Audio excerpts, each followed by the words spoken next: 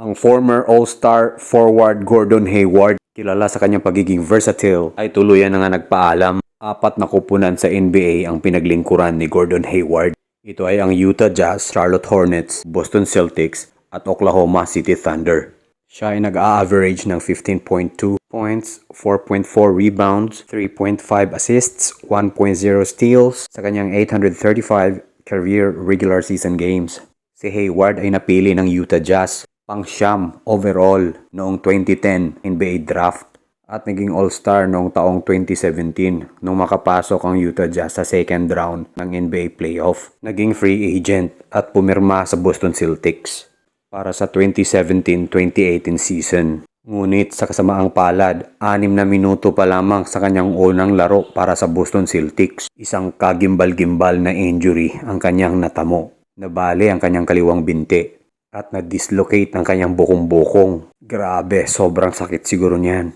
Na-miss ni Hayward ang buong 2017-2018 season at naging reserve sa kabuuan ng 2018-2019 season hanggang siya ay maka-fully recover at muli na naman siya nagtamo ng injury noong taong 2020 sa kanyang right ankle at siya ay na-trade sa Charlotte 3 buwan pagkatapos niya magtamo ng injury hanggang siya ay ma-trade na naman sa OKC mid-season with the hope na matutulungan sila ni Hayward. Ang masaklap, hindi man lang naka-score si Hayward sa 7 playoff games niya with OKC.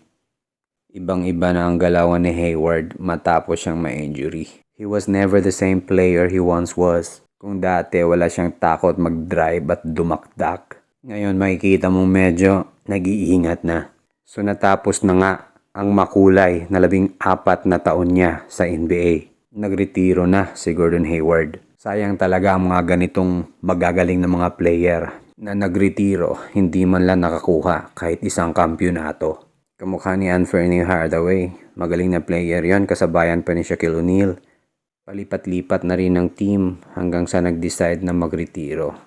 Nawala man lang nakuhang NBA ring. Vince Carter, magaling din na player yon. Akala ko nga dati siya na yung next Michael Jordan. Sobrang athletic. Pero dahil sa natamo niyang knee injury, nagiba na ang galawan ni Vince Carter. Si Vince Carter lang naman ang kaisa-isang player na naglaro sa NBA ng 22 seasons. Sa tingin ko, ginawa niya yon with the hope na makakuha man lang siya kahit isang NBA ring. Pero bigo siya dun. Anyways, ito naman ang sabi ni Gordon Hayward. Today I'm officially retiring from the game of basketball.